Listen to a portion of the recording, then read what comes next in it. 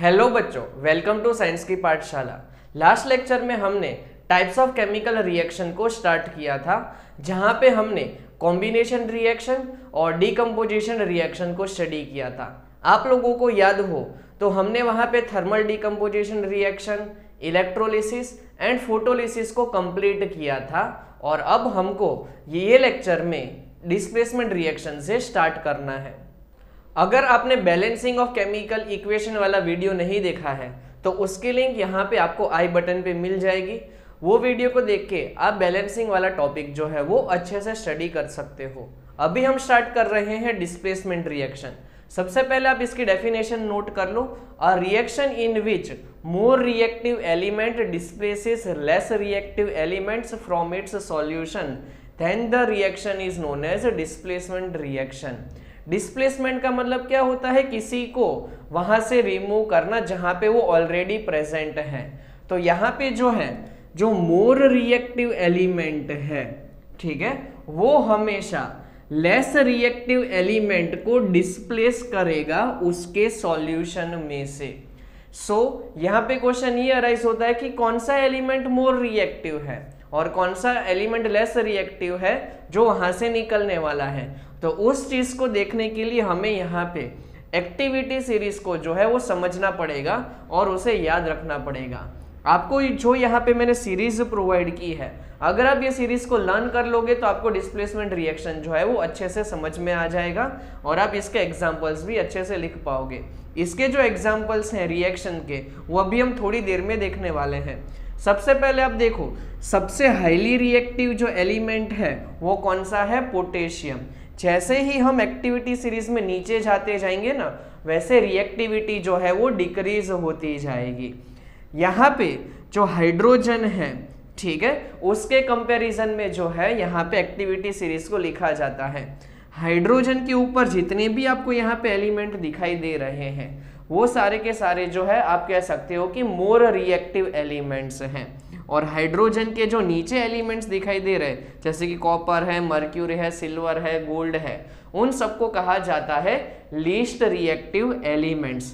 अगर आपको कंपैरिजन में पूछे कि मान लो कि कैल्शियम है और दूसरा है जिंक, इन दोनों में से कौन सा एलिमेंट जो है वो मोर रिएक्टिव होगा, तो आपको हमेशा जो है ऊपर वाला जो एलिमेंट है उसको कंसीडर करना है, बिकॉज रिएक्टिविटी सीरीज जो है वो नीचे की तरफ ऐसे डिक्रीज होती जाती है।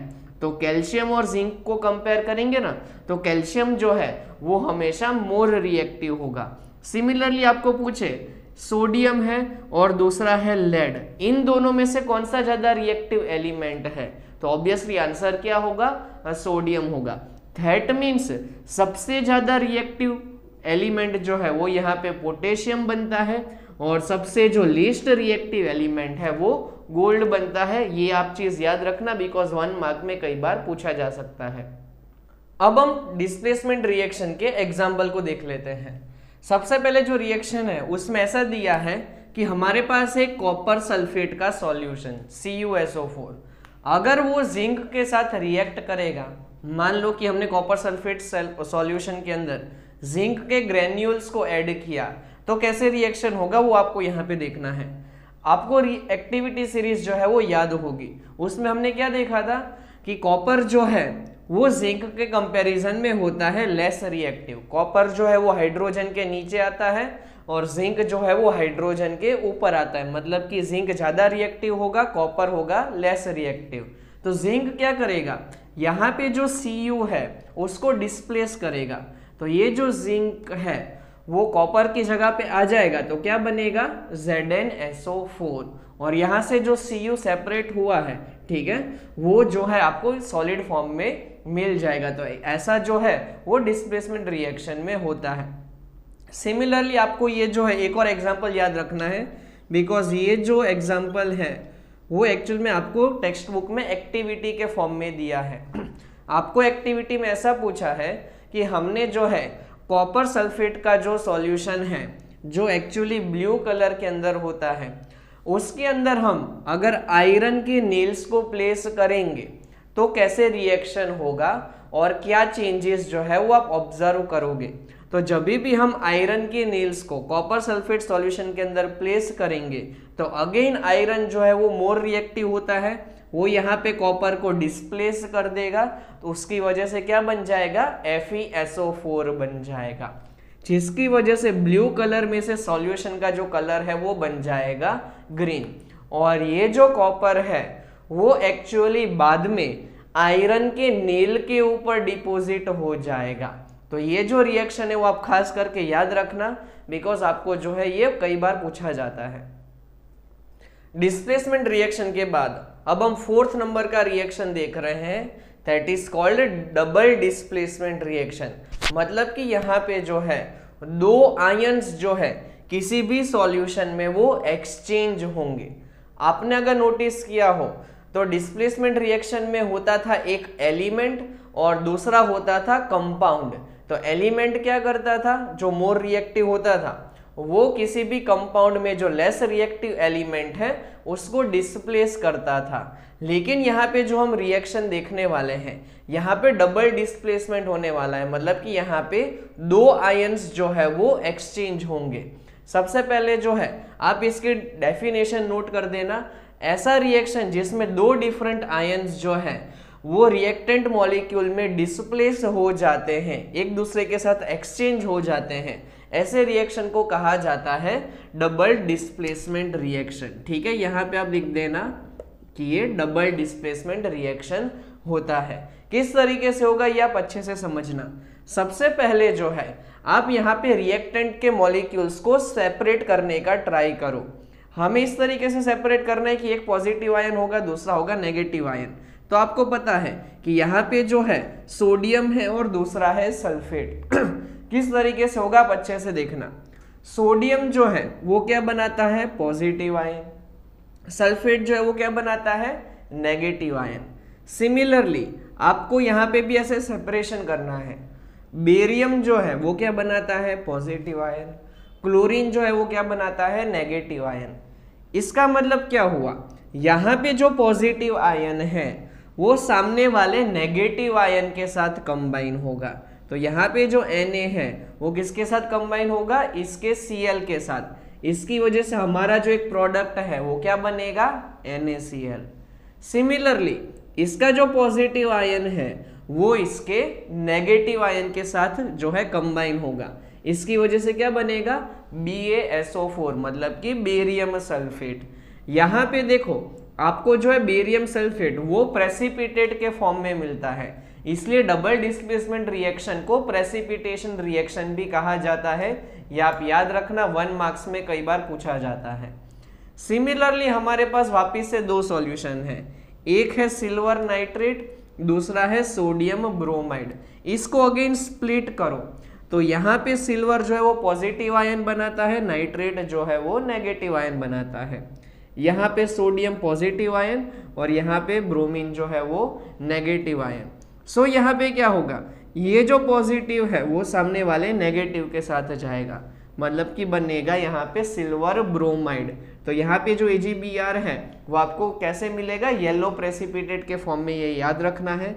सिमिलरली ये जो पॉजिटिव है वो इसके नेगेटिव के साथ जाएगा, तो इससे क्या बनेगा, सोडियम नाइट्रेट। तो इस तरीके से जो है डबल डिस्प्लेसमेंट रिएक्शन होता है।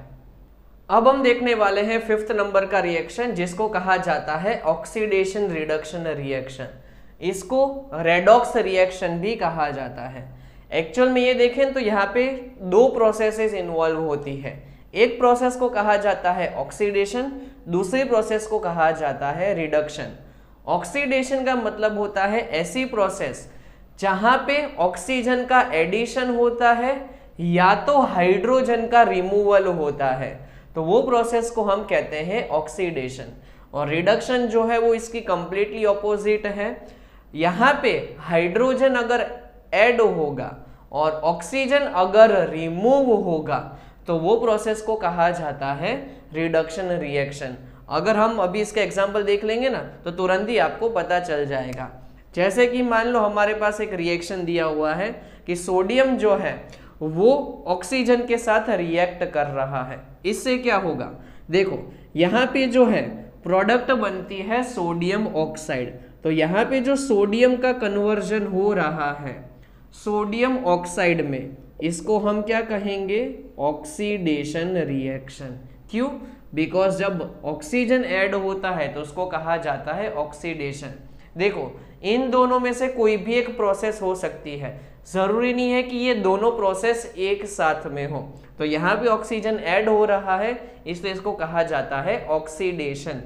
सिमिलरली सेकेंड एग्जाम्पल देखें, जब कॉपर ऑक्साइड में हम हाइड्रोजन को ऐड करते हैं तो कॉपर और वाटर का फॉर्मेशन होता है। तो देखो यहाँ पे कॉपर ऑक्साइड का कन्वर्जन हो रहा है कॉपर में। तो देखो ये क्या हुआ? ऑक्सीजन का रिमूवल, और जब ऑक्सीजन चला जाता है तो उसे क्या कहा जाता है? रिडक्शन। दैट मीन्स ये हो गया रिडक्शन का एग्जाम्पल। साथ साथ में अब नोटिस करो, ऑक्सीजन का कन्वर्जन हो रहा है वाटर में, ठीक है, सॉरी हाइड्रोजन का कन्वर्जन हो रहा है वाटर में। तो हाइड्रोजन के अंदर क्या ऐड हो रहा है? ऑक्सीजन ऐड हो रहा है। तो इसको जो हम क्या कहेंगे? Oxidation reaction. तो एक्चुअल में ये क्या हुआ? एक कंप्लीट रेडॉक्स रिएक्शन हो गया जहां पे ऑक्सीडेशन भी हो रहा है, रिडक्शन भी हो रहा है। सिमिलरली थर्ड एग्जांपल देखें तो MnO2 plus 4HCl gives MnCl2 plus Cl2 plus H2O। इस तरीके से हमें रिएक्शन दिया हुआ है। तो यहाँ पे जो मैंगनीज ऑक्साइड है वो मैंगनीज क्लोराइड में कन्वर्ट हो रहा है। तो यहाँ का जो ऑक्सीजन प्रेजेंट था वो यहाँ पे नहीं है, दैट मीन्स ऑक्सीजन का रिमूवल हुआ। तो इसको हम क्या कहेंगे? रिडक्शन रिएक्शन, ठीक है। अब देखो यहाँ पे HCl का कन्वर्जन किस में हो रहा है? Cl2 में हो रहा है। दैट मीन्स यहाँ पे क्या हो रहा है? Removal of hydrogen. हाइड्रोजन जो है वो यहाँ से चला गया, और हाइड्रोजन चला जाता है तो उसे क्या कहते हैं? ऑक्सीडेशन। तो ये जो रिएक्शन है उसको क्या कहेंगे हम? Oxidation reaction. तो इस तरीके से जो है ऑक्सीडेशन और रिडक्शन को जो है वो आइडेंटिफाई किया जाता है। आपको 1 मार्क्स से लेके 2 मार्क्स में ऐसे बहुत सारे क्वेश्चन पूछे जाते हैं। अगर आपको कोई डाउट है तो मुझे आप कमेंट सेक्शन में पूछ सकते हो। नेक्स्ट हमें देखना है ऑक्सीडाइजिंग एजेंट किसको कहते हैं और रिड्यूसिंग एजेंट किसको कहा जाता है। सो आप लोग जो है सबसे पहले इसकी डेफिनेशन याद रख लेना। ऐसा सब्सटेंस जो दूसरे सब्सटेंस को ऑक्सीडाइज करने के काम में आता है, ऐसे सब्सटेंस को कहा जाता है ऑक्सीडाइजिंग एजेंट। मतलब कि ऐसा सब्सटेंस जो दूसरों को ऑक्सीडाइज करेगा और खुद हो जाएगा रिड्यूस, ठीक है, उसको कहेंगे हम ऑक्सीडाइजिंग एजेंट। जिसके खुद का रिडक्शन होने वाला है लेकिन वो क्या करेगा? सामने वाले को ऑक्सीडाइज करेगा, ठीक है, खुद का रिडक्शन करेगा। इसका मतलब क्या होगा? वो अपने अंदर का जो ऑक्सीजन है, ठीक है, उसको गिव कर देगा, मतलब कि सामने वाले सब्सटेंस को दे देगा, ठीक है। तो इस तरीके से होता है ऑक्सीडाइजिंग एजेंट। उसका ऑपोजिट होता है रिड्यूसिंग एजेंट, मतलब कि ऐसा सब्सटेंस जो दूसरों को रिड्यूस कर देगा, मतलब कि उसके साथ जो दूसरा रिएक्टेंट होगा उसका वो रिडक्शन कर देगा और वो खुद हो जाएगा ऑक्सीडाइज। तो ऐसे एजेंट को कहा जाता है रिड्यूसिंग एजेंट। अभी आप एग्जाम्पल देखोगे ना तो आपको 110% क्लियर हो जाएगा कि किसको कहेंगे ऑक्सीडाइजिंग एजेंट और किसको कहेंगे रिड्यूसिंग एजेंट। बहुत ही सिंपल है, ये आपको 1 मार्क्स में कई बार पूछा जाता है। थोड़ी देर पहले हमने ये रिएक्शन देखा था, ठीक है, जहां पे MnO2 प्लस 4HCl है, that gives MnCl2 plus Cl2 plus H2O। ये रिएक्शन में हमने देखा था कि यहाँ पे देखो ऑक्सीजन जो है वो चला जा रहा है तो इसको हमने क्या कहा था? रिडक्शन कहा था। और यहाँ से हाइड्रोजन जो है वो रिमूव हो जाता है इसलिए हमने इसको कहा था ऑक्सीडेशन। अब आपको क्या ध्यान देना है? जहां पे रिडक्शन हो रहा है वो लेफ्ट हैंड साइड पे जो रिएक्टेंट है उसको कहा जाता है ऑक्सीडाइजिंग एजेंट, ठीक है। जहां पे रिडक्शन हो रहा है उसको आप क्या कहोगे? Oxidising agent. बस इतना सिंपली आपको याद रखना है। जहां पे ऑक्सीडेशन हो रहा है उसको आप क्या कहोगे? Reducing agent. अगर आपके दिमाग में इतना पार्ट पता चल गया दैट मीन्स आपका जो आंसर है वो 110% अगर क्वेश्चन में पूछेंगे स्कूल में तो आ ही जाएगा। बस इतनी चीज अगर आपने समझ ली कि कहाँ पे ऑक्सीडेशन हो रहा है, कहाँ पे रिडक्शन हो रहा है वो पता चल गया तो आप ये पार्ट को तो सिंपली याद रख सकते हो और आंसर निकाल सकते हो। तो जहाँ पे रिडक्शन होता है उसको कह दोगे ऑक्सीडाइजिंग एजेंट, जहाँ पे ऑक्सीडेशन हो रहा है उसको कह दोगे रिड्यूसिंग एजेंट। हमारे सारे केमिकल रिएक्शन कंप्लीट हो चुके हैं। अब हम चैप्टर के एंड वाले पोर्शन पे पहुंच चुके हैं जहाँ पे हमें effect of oxidation reaction in everyday life study करना है। मतलब कि हमारे लाइफ में कहाँ कहाँ पे ऑक्सीडेशन रिएक्शन जो है हमें दिखाई देते हैं उसके बारे में स्टडी करना है। यहाँ पे हम टोटल 2 टॉपिक्स को स्टडी करने वाले हैं। First topic is corrosion and second topic is rancidity. सबसे पहले हम देख लेते हैं कोरोजन किसको कहते हैं। ये चीज़ आपने जो है देखी ही होगी। आपने देखा होगा कि जब भी मेटल जो है वो रिएक्ट करता है एटमॉस्फेयर में प्रेजेंट एयर के साथ या तो वाटर के साथ, उसको कहा जाता है कोरोजन। इसका सिंपल एग्जांपल क्या हुआ तो रस्टिंग ऑफ आयरन।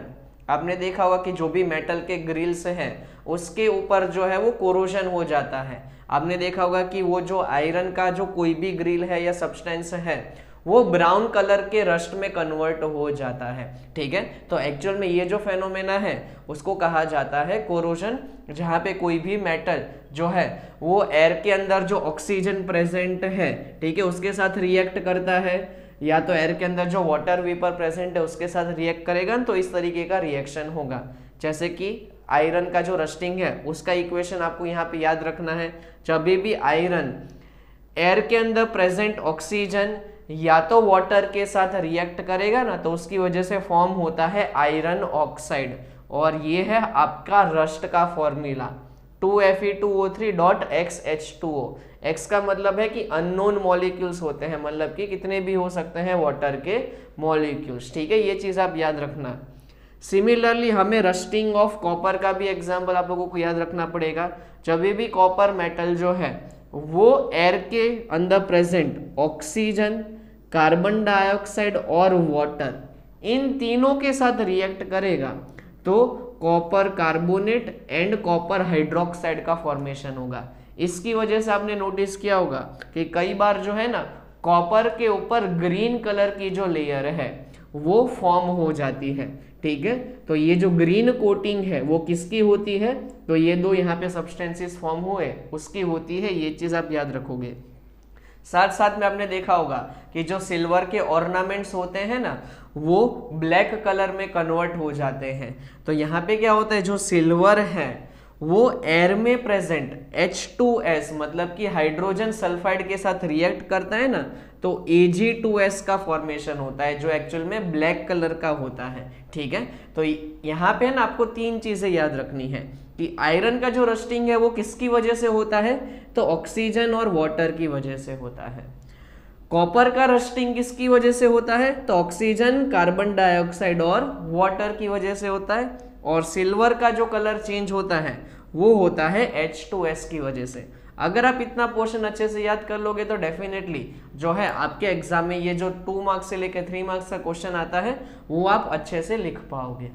सो हमने कोरोजन वाला पार्ट देखा, वहां से हमें ये पता चला कि अगर कोरोजन होगा तो उसकी वजह से बहुत सारे डिसएडवांटेजेस होते हैं, बिकॉज यहाँ पे जो मेटल है, ठीक है, उसका लॉस हो जाता है। तो हम जो है यहाँ पे कुछ मेथड को स्टडी करने वाले हैं जिसकी वजह से हम कोरोजन को प्रिवेंट कर सकते हैं। फर्स्ट मेथड को कहा जाता है पेंटिंग।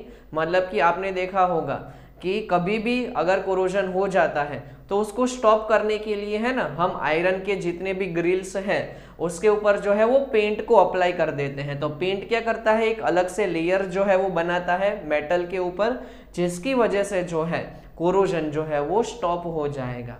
सेकेंड जो मेथड जो है वो यूज कर सकते हैं उसको कहा जाता है ग्रीजिंग। ठीक है, कई बार मेटल्स के ऊपर ग्रीज लगाई जाती है जिसकी वजह से कोरोजन जो है वो स्टॉप हो जाता है। थर्ड एक इंपॉर्टेंट मेथड है जिसको कहा जाता है गैल्वेनाइजेशन। गैल्वेनाइजेशन का मतलब होता है कि आयरन के ऊपर जिंक की कोटिंग की जाती है जिसकी वजह से जो है हम कोरोजन को जो है वो रोक सकते हैं। सिमिलरली एक और मेथड याद रखना है एलोइंग, मतलब कि हम जो है मेटल को जो है दूसरे मेटल के साथ या तो दूसरे नॉन मेटल के साथ जो है मिक्स कर देंगे, जिसकी वजह से बन जाएगा एलॉय। और एलॉय में क्या होता है, कोरोजन जो है वो नहीं होता है। सो यहाँ पे जो है वो कोरोजन वाला पूरा पार्ट जो है वो कंप्लीट हो जाता है। अब हमें देखना है रेंसिडिटी किसको कहते हैं। रेंसिडिटी का मतलब जो है बहुत ही सिंपल है, आपने ये चीज़ ऑब्जर्व की होगी। जैसे कि मान लो आपने खाना जो है वो फ्रिज के अंदर नहीं रखा है, खाने के अंदर क्या होता है, ऑयल होता है, फैट होता है। तो अगर आपने उसको फ्रिज में नहीं रखा है तो आप 1 दिन या 2 दिन के बाद देखोगे तो उसमें से जो है बहुत ही खराब स्मेल आती है और उसका जो टेस्ट है वो भी बहुत ज़्यादा खराब हो जाता है। तो उसी प्रोसेस को कहा जाता है रेंसिडिटी, जहाँ पे ऑयल और जो फैट है किसी भी फूड के अंदर प्रेजेंट उसका हो जाता है ऑक्सीडेशन। मतलब कि जब भी ऑयल और फैट ऑक्सीजन के साथ रिएक्ट करेंगे तो रेंसिडिटी हो जाती है। तो रेंसिडिटी से बचने के लिए हमें क्या करना पड़ेगा, उसका जो ऑक्सीडेशन है उसको स्टॉप करना पड़ेगा। और अब हम उसी की मेथड को देखने वाले हैं। रेंसिडिटी को प्रिवेंट करने के लिए हम वापस से टोटल 4 मेथड को यूज कर सकते हैं। फर्स्ट जो है वो है packaging of food in air tight containers. मतलब कि अगर हम किसी भी फूड को एयर टाइट कंटेनर के अंदर प्लेस करेंगे तो ऑब्वियसली जो है वो फूड के साथ ऑक्सीजन रिएक्ट नहीं कर पाएगा। तो यहाँ पे क्या हो सकता है कि रेंसिडिटी जो है वो प्रिवेंट हो जाएगी, मतलब कि नहीं होगी। सेकेंड जो है वो है रेफ्रिजरेशन ऑफ फूड। यहाँ पे जो है हम फूड को लो टेम्परेचर पे स्टोर करके रखते हैं रेफ्रिजरेटर के अंदर। उसकी वजह से क्या होता है, ऑक्सीडेशन की जो प्रोसेस है वो बहुत ही स्लो हो जाती है। इसलिए जितना भी बचा हुआ खाना है वो फ्रिज के अंदर रखा जाता है, सो दैट जो है उसमें से कभी भी बैड स्मेल या तो टेस्ट ना हो। नेक्स्ट हमें याद रखना है flushing nitrogen in potato chips. आपने चिप्स के पैकेट देखे होंगे, उसके अंदर हमने देखा है कि चिप्स जो है वो बहुत कम होती है और नाइट्रोजन जो है वो बहुत ज़्यादा होता है। क्या मुझे कोई ऐसे चिप्स का पैकेट का ब्रांड बता सकते हो जहाँ पे नाइट्रोजन आपने बहुत ज़्यादा देखा हो और चिप्स बहुत कम हो? इसका आंसर है ना, आप मुझे कमेंट सेक्शन में बताना। तो नाइट्रोजन को हम क्यों यूज करते हैं, बिकॉज अगर हम सिंपली एयर को यूज करेंगे तो क्या होता है, एयर के अंदर जो ऑक्सीजन है वो चिप्स के साथ रिएक्ट करेगा, मतलब कि पोटैटो के साथ रिएक्ट करेगा और उसके टेस्ट को जो है वो खराब कर देगा। इसलिए हम डायरेक्टली एयर को यूज नहीं करते, क्या यूज करते हैं, nitrogen, to stop the oxidation process. और कई बार जो है हम एंटीऑक्सीडेंट्स को यूज करते हैं, मतलब कि ऐसे सब्सटेंसेस जिसको आपने प्रिजर्वेटिव्स के नाम से भी जाना होगा, ठीक है, उसको यूज किया जाता है सो दैट जो है कहीं पे भी यहाँ पे चिप्स का जो टेस्ट है वो खराब ना हो। ठीक है, साथ साथ में आप वैक्यूम पैकिंग भी कर सकते हो ऑक्सीडेशन को स्टॉप करने के लिए। ये जो दो ये एंटीऑक्सीडेंट्स हैं उसके नाम जो है वो आप लोगों को याद रखने हैं। BHA मतलब कि ब्यूटाइलेटेड हाइड्रोक्सी एनिसोल और BHT मतलब कि butylated hydroxy toluene. I hope आपको ये चैप्टर अच्छे से समझ में आया होगा। ये चैप्टर को मैंने आपको टोटल 4 पार्ट्स में सिखाया। सबसे पहले हमने जो है केमिकल इक्वेशन को देखा, वहाँ पे हमने जो है बहुत ही बेसिक पार्ट कह सकते हो कि ये चैप्टर का किया था, जो मैंने पार्ट 1 में कवर किया था। उसके बाद जो है मैंने बैलेंसिंग ऑफ केमिकल इक्वेशन का जो है अलग से ही वीडियो बनाया। उसके बाद मैंने केमिकल रिएक्शन को स्टार्ट किया, जिसके फर्स्ट पार्ट में मैंने आपको कॉम्बिनेशन रिएक्शन सिखाया और डीकम्पोजिशन रिएक्शन सिखाया, और उसके अंदर जो मैंने है आपको thermal decomposition, electrolytic decomposition reaction और लास्ट में फोटोलिसिस सिखाया। ये जो पार्ट था वो 4th नंबर का पार्ट है। ठीक है, आपने देखा होगा कि यहाँ पे थंबनेल में पार्ट 3 लिखा होगा, ठीक है, लेकिन बैलेंसिंग जो टॉपिक है वो मैंने आपको सेपरेट वीडियो में सिखाया, इसलिए जो था ये कौन सा है, पार्ट नंबर 3। तो इस तरीके से मैंने आपको टोटल 4 पार्ट में ये चैप्टर सिखाया। अगर आपको कहीं पे भी डाउट है तो आप मुझे कमेंट सेक्शन में पूछ सकते हो, मैं तुरंत ही आपके डाउट का जो है आंसर कर दूंगा। अगर आपको ये वीडियो पसंद आया और पूरा चैप्टर अच्छे से सीख लिया है तो आप इस वीडियो को लाइक कर देना, चैनल को सब्सक्राइब कर देना और अपने फ्रेंड्स और फैमिली में शेयर कर देना, बिकॉज आपकी जो एग्जाम है वो बहुत नज़दीक है। अगर आप ये वीडियो से कुछ भी हेल्प मिलती है तो बहुत ही मुझे खुशी मिलेगी और आप मुझे इसके रिगार्डिंग रिप्लाई करते रहना। अब हम मिलेंगे नेक्स्ट वीडियो में।